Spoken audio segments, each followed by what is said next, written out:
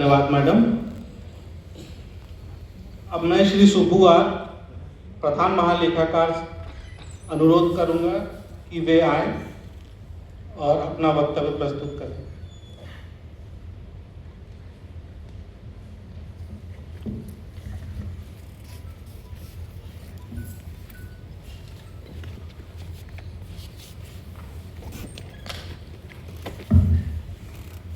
नमस्कार। मेरा जो कोल्ड है इसलिए थोड़ा आपका कैसे होगा। माननीय अध्यक्ष महोदय, समिति के सम्मानित सदस्यों और मेरा आदरणीय अतिथिगण, मैं एक्चुअली ये ChatGPT से पढ़ना शुरू किया। मेरा पढ़ने का थोड़ा इतना फ्लो नहीं आ रहा है, इसलिए मैं थोड़ा ऐसे बात कर लूँगा। एक्चुअली क्या मेरा हमारा जो हिंदी मीटिंग होता है बहुत औपचारिक रूप में चलता है हमारा। मेरा कहना है जब ऐसे औपचारिक रूप से करना शुरू करता है, हम हाईली ऑफिशियल बातों में करता है, कुछ नंबर इतना आ गया, बट इसका हम क्यों है सब सम्मिलित करते हैं? कुछ उद्देश्य होगा ना। तो उद्देश्य के लिए करने के लिए मेरा फीलिंग है हम इसके भी आगे करना है, क्योंकि हर बार कितना भी हम मीटिंग ऐसे बुलाते हैं, हम देखो अभी 90 ऑफिस से आना है, मेरे को लगता नहीं 90 ऑफिस आया हुआ है सर, मेरे को डाउट है, और कई सीनियर ऑफिसर्स भी आया नहीं है। तो इसका इम्पोर्टेंस क्या है? इतना असली रूम में कर रहे नहीं कर रहे मेरे को पता नहीं है। तो मैं हिंदी प्रदेश से नहीं, मैं केरला से है, तो इसलिए मेरे हिंदी का ग्रामर कभी गलत होगा, कुछ भी होगा, बट फिर भी मेरा कहना है हमारे इंटरेस्ट जो भी लैंग्वेज फैलाना चाहते हैं, हम तो और आगे बढ़ाना चाहते हैं, प्यार से लेके जाना है। तो इसके लिए हम सब लोग अंदर से जो कहना है, अंदर से जो दिल से हम बात करते हैं ना, उसी हिसाब से हमारा हिंदी ऑफिस में ये काम करना चाहिए। तो जब ऐसे आएंगे, हमारा जो हिंदी भाषा और आगे बढ़ेंगे, और मेरा यही है हम जो भी करेंगे हम थोड़ा असली रूप से, असली इंटरेस्ट से करना है। मैं इसके हिंदी में मैं थोड़ा पढ़ूंगा, एक्चुअली जो हिंदी में है थोड़ा ऑफिशियल वे में है। आज हम महत्वपूर्ण अवसर पर राजपक्ष समिति का कार्यक्रम के मुख्य अतिथि के रूप में, so this is the difficulty. Actually क्या है, वो ये पढ़ने में डिफिकल्टी होता है। देखो हम लोग जब हिंदी का पॉलिसी बना हुआ है, देखो हम सोच रहे हैं सब लोग एक ही जैसे हैं, ऐसे नहीं है। उसमें 3 कैटेगरी है, इसमें भी डिफिकल्टियां हैं। मान लो जो कहाँ से मैं आ रहा हूँ, केरला से है, तो उधर हम हिंदी के शब्द कहीं सुना नहीं। अभी रिसेंटली क्यों है जो IT का बूम आ गया, कुछ IT कंपनियां आए थे, फिर नॉर्थ इंडिया से कुछ लोग आना शुरू कर दिया, तब से पता चला ऐसे हिंदी के बारे ऐसे कुछ चीज़ तो है। फिर इसके बाद हम ऑफिस में आ गया, मेरे को एकदम मुश्किल हुआ था जब ज्वाइन किया था। जबरदस्ती हमको बिठा के बोले आपको हिंदी बात करना ही करना है। अब कहाँ से करेंगे? क्योंकि मेरा जो स्कूल टाइम में 8वीं तक पढ़ा है मैंने हिंदी, वो भी 3rd स्टैंडर्ड का है, तो 3rd लैंग्वेज है एक्चुअली।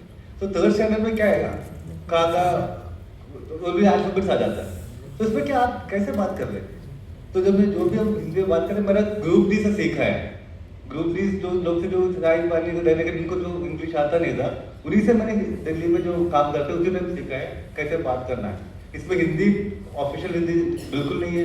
सो इस सरल हिंदी में बात करने के लिए हमारा ऑफिशियल लैंग्वेज थोड़ा सा चेंज करना चाहिए। अभी हिंदी नहीं है, आपका मलयालम ले लो और ओडिया ले लो, आपको ऑफिशियल ओडिया में बात करना और लिखना है बहुत मुश्किल है।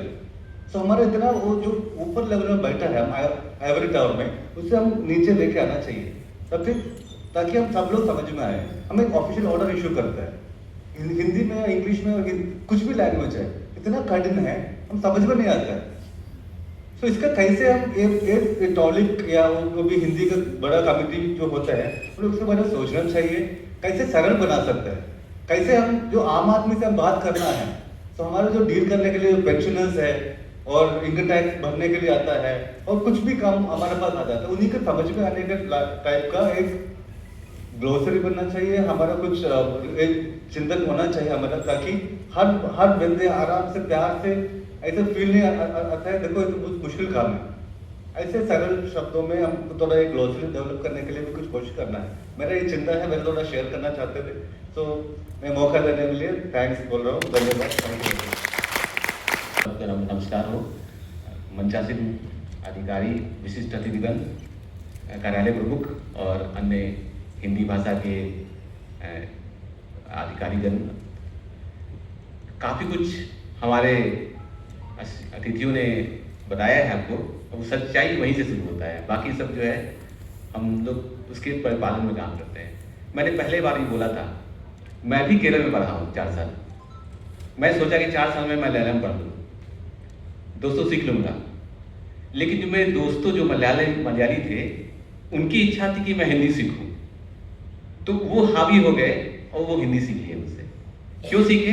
क्योंकि उनको मूवी देखना था, हिंदी का समझना था। यानी कि अगर आपको टारगेट अगर है सही तो आप सीख लेंगे। तो टारगेट था कि मूवी मुझे देखना है, मुझे समझना है, सीख लिया। यानी हमारा फोकस जो है हमको होना चाहिए कि हम क्यों कर रहे हैं। हम लोग ने जो पढ़ाई किया है, मैं भी किसी इंग्लिश स्कूल पढ़ा था, sir Michael high school Patna में, आप लोग जानते हैं, काफ़ी फेमस है वो, ठीक है। तो इंग्लिश से पढ़ाई होती है, इंग्लिश में ही चूज किया क्योंकि आपको नौकरी भी अंग्रेजी के माध्यम से मिलने वाली है, ऑप्शन नहीं है आपके पास है।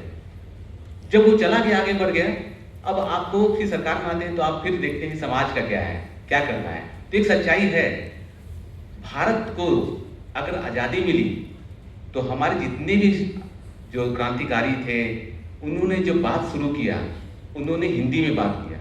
क्यों? क्योंकि आपस में संपर्क शुद्ध बना। अगर अलग अलग भाषा में बात करते तो शायद वो हम लोग अखंड नहीं होते, हम लोग खंडी रहते। तो वो एक बहुत बड़ी जो है वो काम उस समय किया।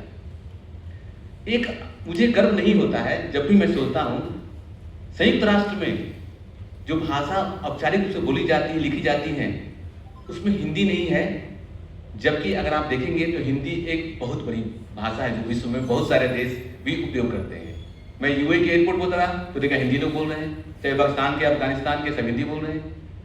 तो इतनी बड़ी भाषा होने के बाद भी नहीं। तो मेरा एक ये है कि आप भारतीय भाषाओं में 3 भाषा ऐसे हैं जो टॉप 10 में आते हैं, तीनों भाषा में कोई भी नहीं है हमारा। तो क्या हमको नहीं पहुंचना चाहिए? तो अगर हमारे देश को गर्व होना चाहिए तो अपनी भाषा और अपनी संस्कृति पर भी गर्व होनी चाहिए। तो दोनों बहुत जुड़ा हुआ है।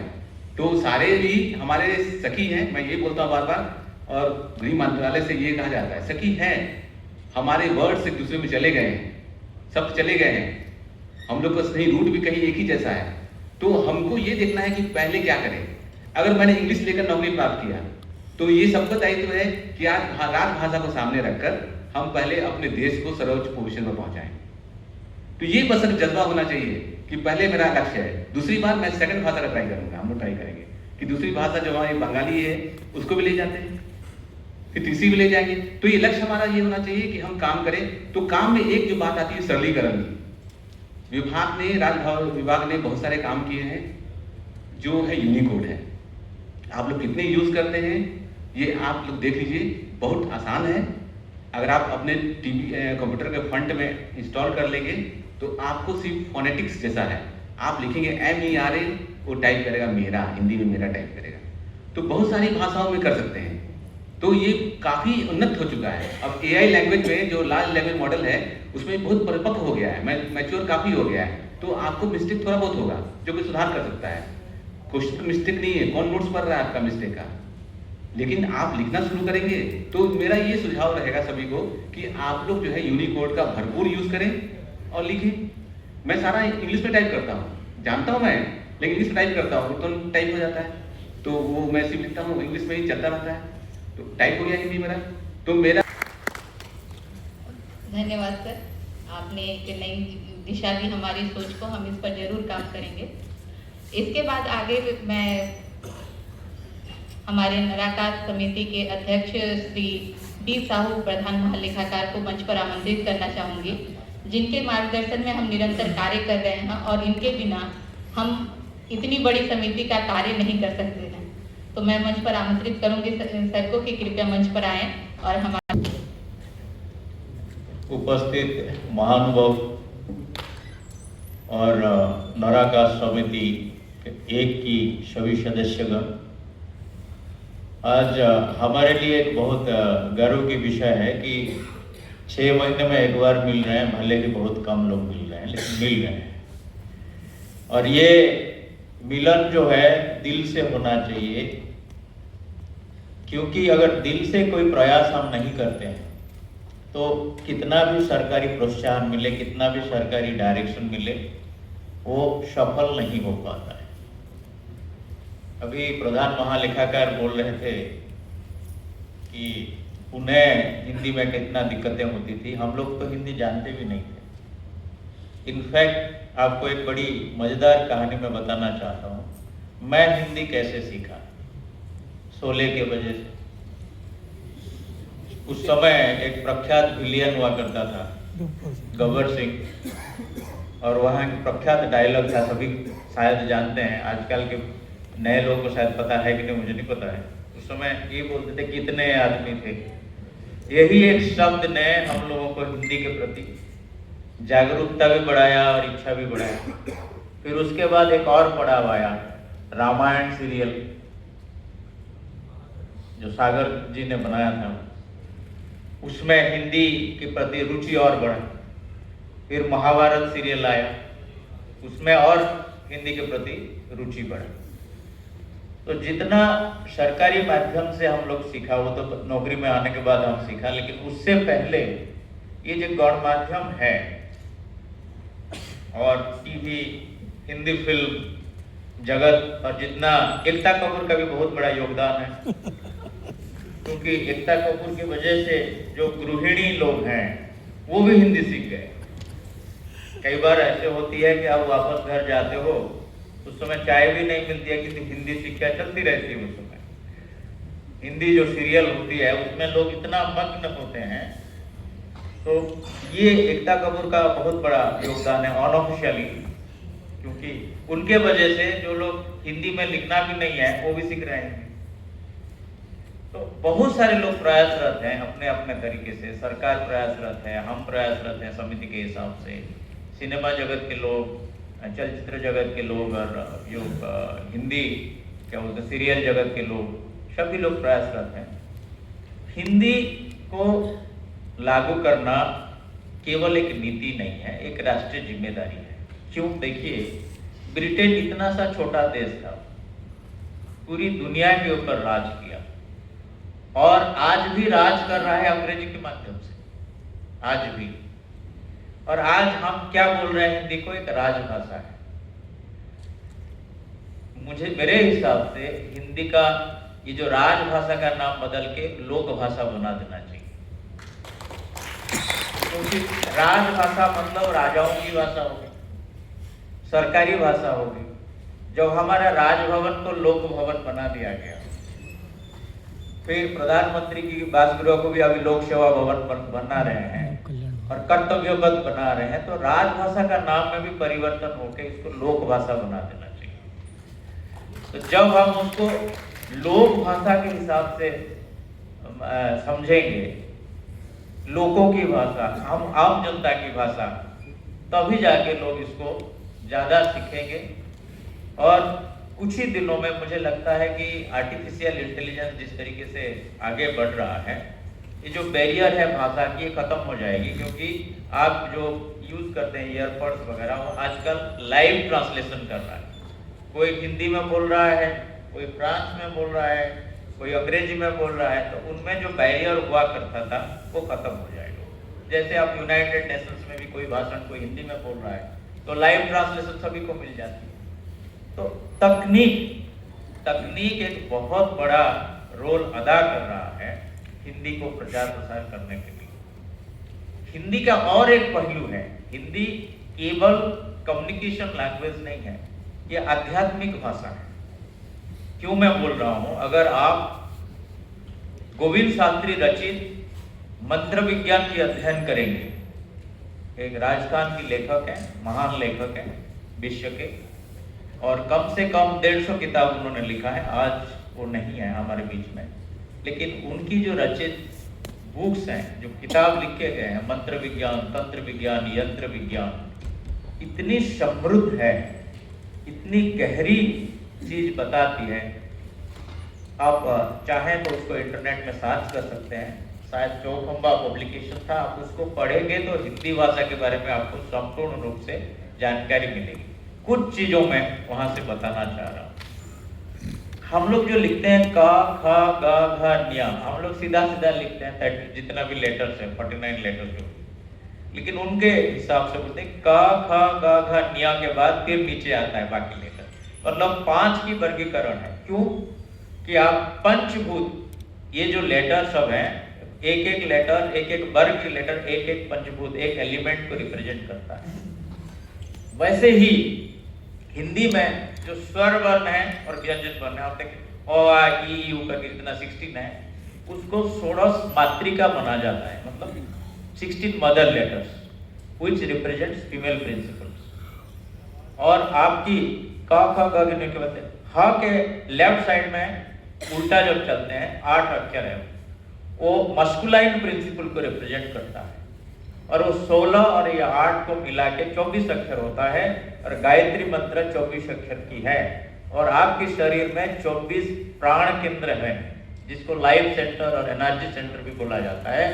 तो जब गायत्री मंत्र की उच्चारण होती है तो आपके शरीर में ये 24 प्राण केंद्र झंकृत होती है, वाइब्रेट करता है, और आपको एक अलग लेवल पे ले जाता है।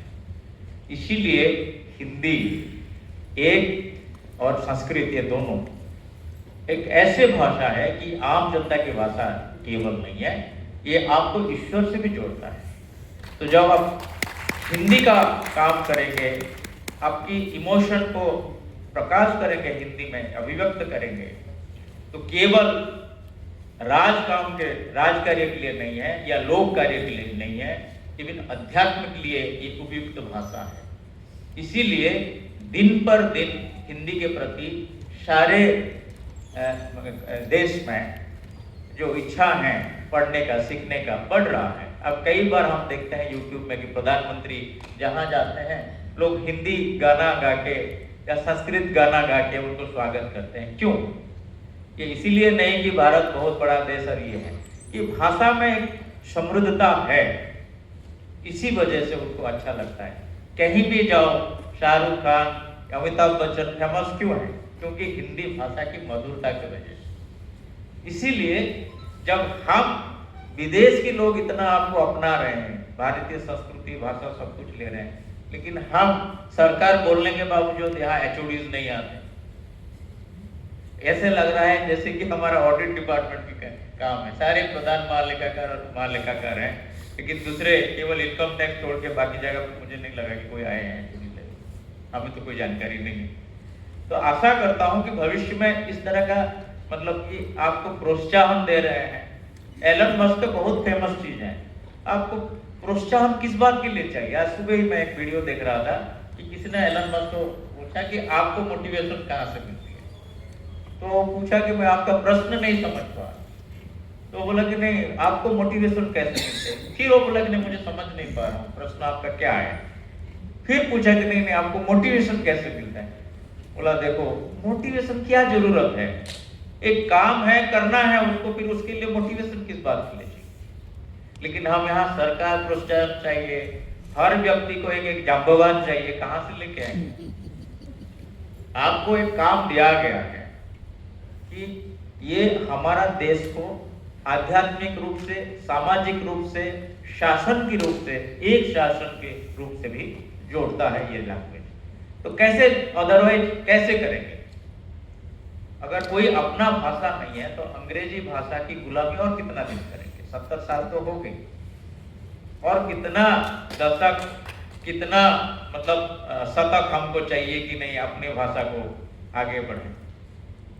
तो जो समृद्धता हिंदी भाषा में, मैं हिंदी भाषी नहीं हूँ, मैं उड़िया भाषी हूँ, लेकिन मैं हिंदी के बहुत सारे शहर में, सभी राज्यों में काम करते करते मैं लिख नहीं पाता हूँ, लेकिन पूरा पढ़ पाता हूँ, फिर सब पूरा समझ पाता हूँ। तो आप सभी बहुत सारे यहाँ हिंदी भाषी हैं, तो आप उड़ीसा में काम कर रहे हैं तो उड़ीसा के लोगों को भी हिंदी के लिए प्रेरित कीजिए, एटलीस्ट अपने अपने दफ्तरों में प्रेरित कीजिए। आप इसके लिए आप क्यों, आपको प्रोत्साहन चाहिए, मोटिवेशन किस बात के लिए चाहिए? सिर्फ आम बोलचाल भाषा में अगर आप काम धाम करना शुरू कर देंगे तो हिंदी भाषा आगे निश्चित रूप से बढ़ेगी। उसके लिए साल में 2 बार मिलना, एक दूसरे को चिट्ठी लिखना, ये सब का कोई आवश्यकता ही नहीं पड़ना चाहिए। प्रोबेबली हम विश्व में एक ही देश हैं जिनको भाषा के लिए हिंदी दिवस मनाना पड़ रहा है, क्योंकि अपने ही चीज के लिए कोई आदर नहीं है, कोई सम्मान नहीं है, किसी तरह का श्रद्धा नहीं है। तो हम अपने चीजों को अगर श्रद्धा नहीं करेंगे, सम्मान नहीं करेंगे, तो विदेश से कोई आके बोलेगा कि नहीं आप लोग अच्छे हो, तब हमको लगता है कि अच्छा ये तो बहुत बढ़िया बात हो गया। ये जो मानसिकता है, ये बहुत साल, बहुत शतकों की जो गुलामी है, उसकी एक मतलब इंडिकेशन है कि हम अंदर से अभी भी गुलाम बनकर रहना शायद पसंद करते हैं, क्योंकि वो आरामदायक है। क्योंकि जो भी गलती होगा बॉस का गलती है, हमारा तो है ही नहीं। तो इस मानसिकता से आपको निकालना पड़ेगा, खुद को निकालना पड़ेगा, कोई आपको नहीं निकाल सकता हो। क्योंकि हम सब मुक्त हैं, लेकिन हम सब कारागार में खुद ही फंसे हुए हैं, अपने कारागार खुद ही बनाते हैं कारागार, कि हम ये नहीं कर सकते, वो नहीं कर सकते, ये हमारे बस की बात नहीं है, ये हमको अच्छा नहीं लगता है। ये जो मानसिकता है जो खुद ने बनाया है, तो इसी चीज को आप तोड़िए, उस दीवार को तोड़िए, उस कारागार को तोड़िए और मुक्त हो जाइए। और अब 2047 अब कितना साल रहेगा? 23 साल रहेगा। तो आगामी 23 साल में कोशिश करें कि हम संपूर्ण रूप से भाषा, हमारा जो हिंदी भाषा है और हमारा जो भी अपना अपना आंचलिक भाषा है, उसको बढ़ावा दें, दोनों को बढ़ावा दें। मैं ये नहीं कह रहा हूँ केवल हिंदी के लिए। और राजभाषा जो समिति अभी आई थी, वो भी इसी बात को कहते कि केवल हिंदी नहीं, आंचलिक भाषा को भी बढ़ावा दें, एक दूसरे को भाषा सीखिए। ये हम इतने बड़े विश्व की सबसे पॉपुलस कंट्री हैं, और हम चाहें तो दुनिया बदल सकते हैं। दुनिया बदल रहा है, भारत को सभी अभी सम्मान की दृष्टि से देख रहे हैं, तो अंदर झांकना पड़ेगा, खुद को सम्मान से दृष्टि से देखना पड़ेगा। दूसरे के सर्टिफिकेट लेके खुद को सम्मानित महसूस मत कीजिए, खुद को खुद सम्मान दीजिए। बहुत बहुत धन्यवाद।